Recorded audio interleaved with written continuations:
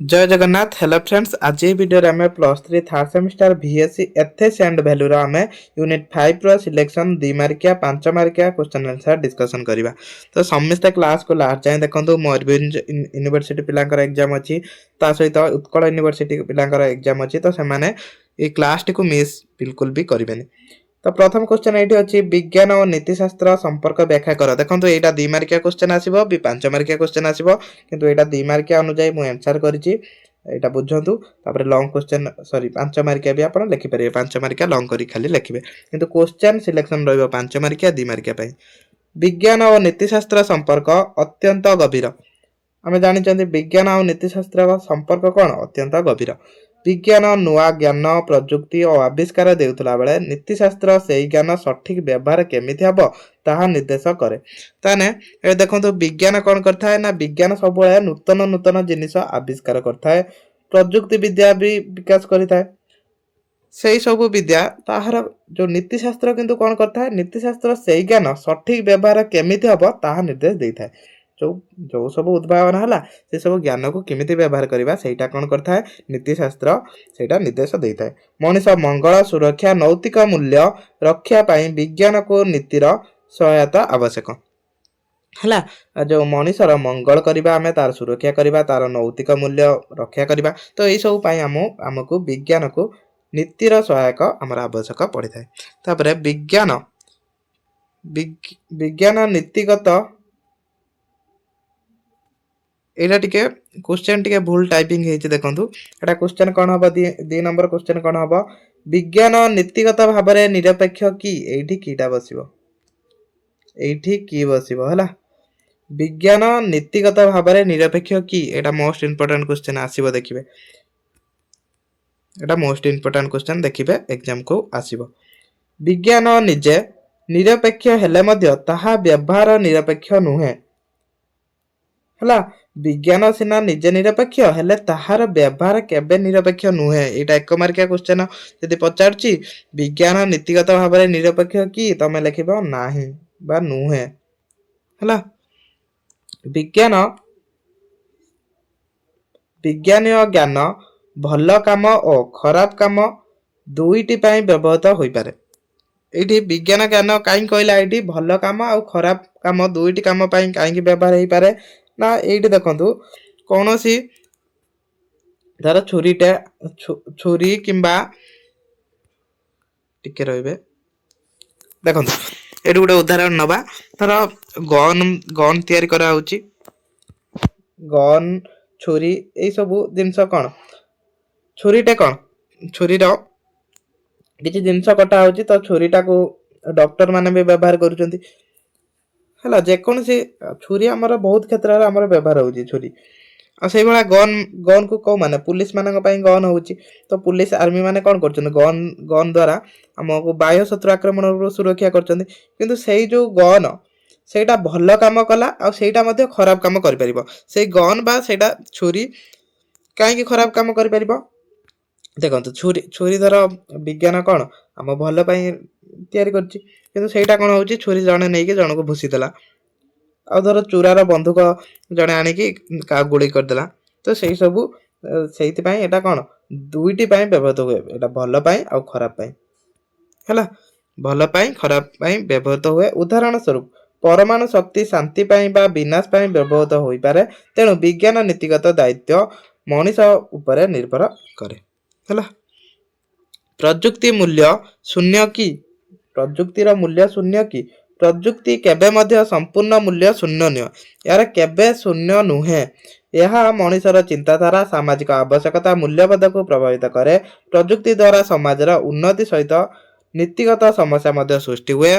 तेणु प्रजुक्ति मूल्य और नीति सहित व्यवहार करबा आवश्यक। तापरे विज्ञान रे नीतिर आवश्यकता काहेकि, विज्ञान रे काहेकि नीतिर आवश्यकता अछि बा काहेकि एथिक्स रो आवश्यकता अछि। विज्ञान रे काहेकि एटा आवश्यक अछि, विज्ञान रे नीति आवश्यकता आवश्यक कारण यह मनुष्य प्रकृति ऊपर प्रभाव पकाए।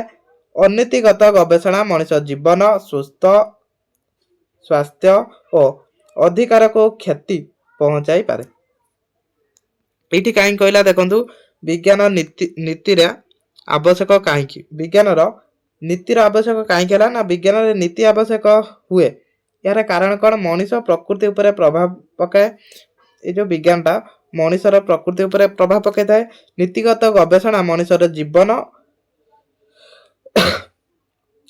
स्वास्थ्य और अधिकार को क्षति पहुंचाई पारे तो से कौन करे ना विज्ञान रे नीतिटा आवश्यक होता है जमी कहार कौन क्षति न हो जमी विज्ञान मनुष्य उपर क्षति न पहुंचाऊ नीति विज्ञान को दायित्वशील और सत्यनिष्ठा और मानव कल्याणमुखी करता है नीति द्वारा कौन होता है ना यहाँ दायित्वशील सत्यनिष्ठा होता है मानवर कल्याणमुख होता है वैज्ञानिक गवेषणा रे नीति कहले कौन बुझ बा कौन बुझ वैज्ञानिक गवेषणा रे नीति कहने वैज्ञानिक गवेषणा रे नीति माने गवेषणा समय रे सत्य न्याय दायित्व को मानिबा देखो ए क्वेश्चन सबू जाक सहज क्वेश्चन खाली टिके बुझिने आराम से करि परिबे वैज्ञानिक गवेषणा नीति कहले आमे कौन बुझंती ना वैज्ञानिक गवेषणा रे नीति कहले आमे गवेषणा समय रे सत्य न्याय और दायित्व को मानिबा एटा को आमे खाली बुझंती एतिक मन रखि दियंतु आ कोनोसी भी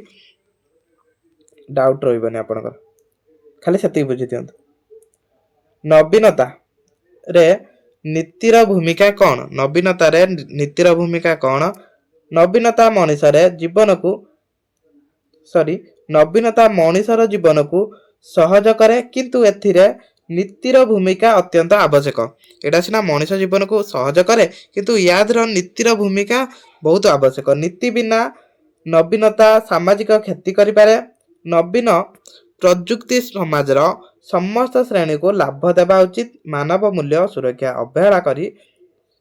अवहेला करी हुईथिबा नवीनता अनीतिगत तो यही भाया सब क्वेश्चन आसीबा देखंतु एको जदि मु डिस्कशन करूची तो ए सब कोन हबो ना वीडियो सब लॉन्ग हे जिवो जहा द्वारा जो अच्छी धर मयूरभंज यूनिवर्सिटी पिलांकर एग्जाम अच्छी तो से माने आउ ए क्लास टी को फुल वाच करि परिबेनी तो सेति पई हमें फुल क्लास करूना एटी खाली क्वेश्चन आंसर प्रोवाइड करछंती तो लॉन्ग क्वेश्चन जता डिस्कशन होउची से सब जाई देखंतु से सब हमें भलो भाबरे डिस्कशन करूछंती विज्ञान और प्रजुक्तिर नीतिगत प्रभाव कौन ये सब क्वेश्चन देखंतु बहुत सहज अछि से भला कोनोसी भी डिफिकल्ट क्वेश्चन नै जोटा आपण करि परिबेनी सामाजिक माध्यम रो नीति कहले कौन बुझ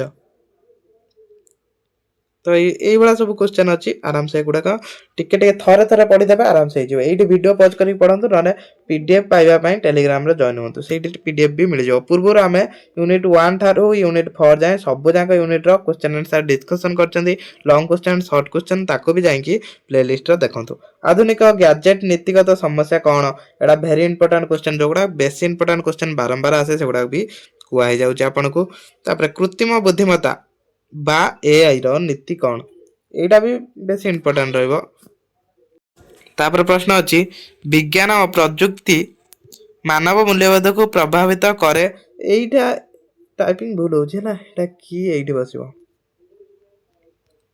तापर वैज्ञानिक नीतिगत दायित्व कौन तो ये बड़ा क्वेश्चन सब आसीबो ए क्वेश्चन नो बहुत क्वेश्चन ए क्वेश्चन नो आसीबो देखिबे प्रजुक्ति और गोपनीयता मध्य रे संपर्क कौन तापर एआई कि मनुष्य निष्पत्ति को प्रभावित करुच्ची एआई मनुष्य निष्पत्ति को प्रभावित करुच्ची कि गुड़ा कही दउची जो गुड़ा टाइपिंग मिस्टेक हेची सेति समस्त लास्ट टाइम वीडियो देखिया पई मु कुए समस्त को विज्ञान और प्रजुक्तिर नीतिगत शिक्षा आवश्यक कौन कौन आवश्यक रही आराम से लिखिबे को खाली टिके बुझिबे थरे थरे पढ़ी दियंतो आराम से आपण मन रखि परिबे कहीं ना या से भाया कौन डिफिकल्ट ना जोटा आप मन रखिपारे तो सबू आराम से मन रखिपारे तो आशा करुच्ची आगु को एग्जाम अच्छी समस्त एग्जाम भल करंतु समस्त बेस्ट ऑफ लक जय जगन्नाथ।